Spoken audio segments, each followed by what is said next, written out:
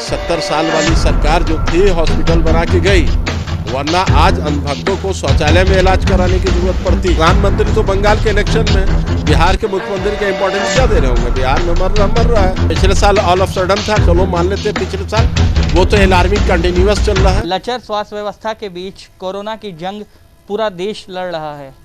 बिहार की तस्वीर की तो बात ही मत कीजिए। बिहार में न ऑक्सीजन है, न बेड है, मरीज को सही इलाज नहीं मिल रहा है। हमारे साथ इस विषय पर बात करने के लिए पूर्व विधायक अबू दुजाना है। उनसे जानते हैं कि वो अब स्थिति को कैसे देख रहे हैं।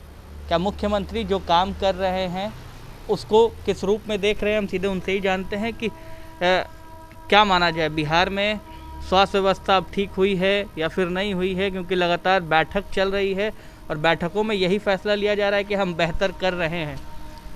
देखिए, सबसे बड़ी चीज़ ये कब तक बेवकूफ़ बनाएंगे बिहार की जनता को। स्वास्थ्य की जो व्यवस्था थी हॉस्पिटल्स की, या जो भी बड़े बड़े जो भी है ज़िला हॉस्पिटल्स हो, या हमारे PMCH हो, NMCH हो, DMCH हो, SKMCH हो, चाहे आपके कोई भी हॉस्पिटल्स हो या छोटे ज़िला डिस्ट्रिक्ट हॉस्पिटल्स हो, जो भी है, ये आज से 15 साल में इन्होंने कुछ नहीं किया।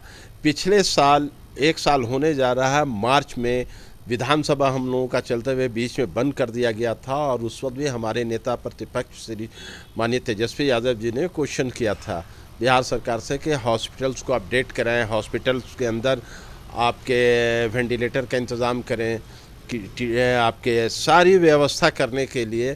जिस हिसाब से हम लोगों ने प्रेशर दिया, 1 साल का वक्फा हुआ, दूसरी उसके इलेक्शन आ गया।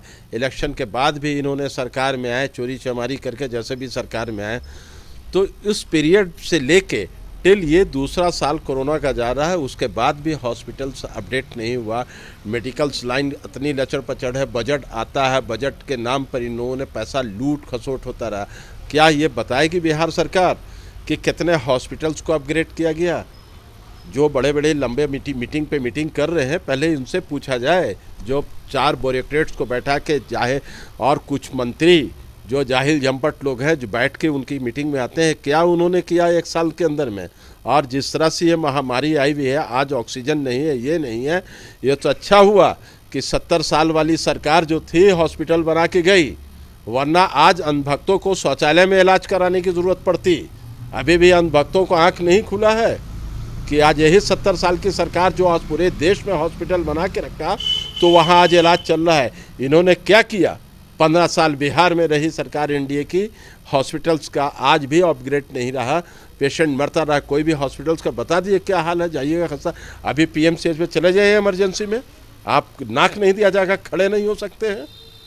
और अभी ये हाल है, 1 साल से कोरोना चल रहा है, आप अभी भी अपग्रेड नहीं किया। बजट पे बजट आपका है, क्या किया? कहते हैं ऑल ऑफ अ सडन कोई चीज़ आ जाती है, तैयार जो है अचानक से ये कोरोना जो है वो फैल गया।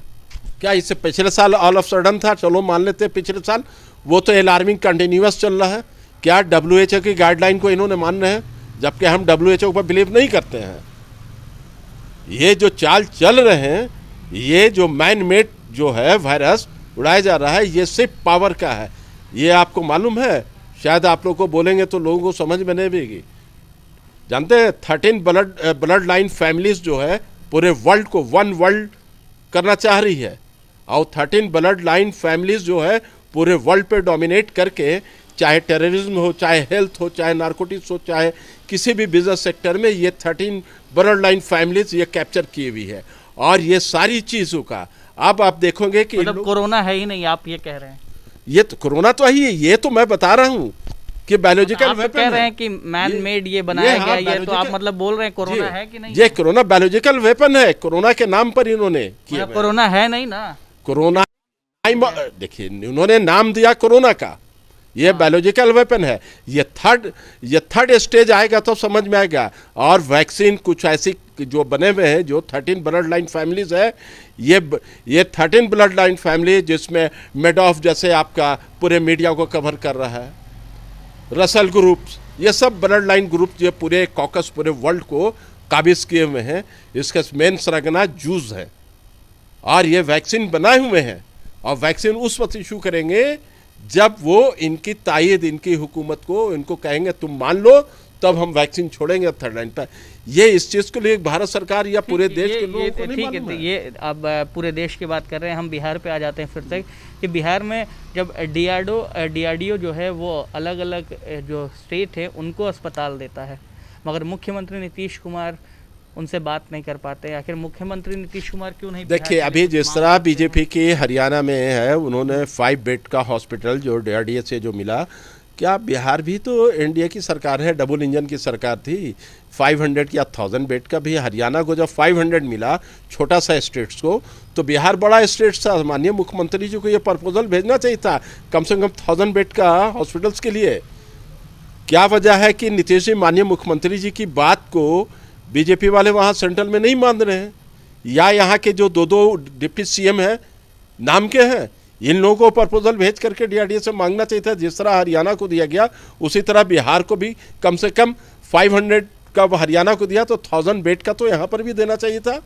लेकिन बिहार की जनता को सिर्फ ये एनडीए सरकार, यहाँ पर जो नरेंद्र मोदी की सरकार है, सिर्फ ये यहाँ से 39 MPs 39 MPs जो गए हुए हैं एनडीए के, ये क्या कर रहे हैं हाथ में?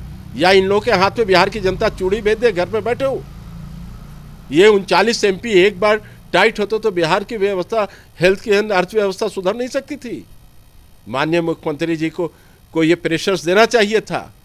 अब ये दे रहे हैं कि नहीं दे रहे हैं, हमको लगता है दे रहे होंगे। क्या लगता है कि मुख्यमंत्री और प्रधानमंत्री नरेंद्र मोदी में बात होती भी है या बनती है, या फिर चीजें हो पाती हैं कि नहीं हो पाती, या फिर हमको दोनों तो नहीं लग रहा है, हमको तो नहीं लग रहा है। प्रधानमंत्री तो बंगाल के इलेक्शन में बिहार के मुख्यमंत्री का इंपॉर्टेंस क्या दे रहे होंगे? बिहार में मर रहा है, समझेंगे नीतीश कुमार। जब इलेक्शन का समय होता है तब डबल इंजन की बात करते हैं एनडीए के जो लोग हैं। यही चीज तो मैं बोल रहा हूँ बिहार की जनता को, ये समझ लो इनकी डबल चाल।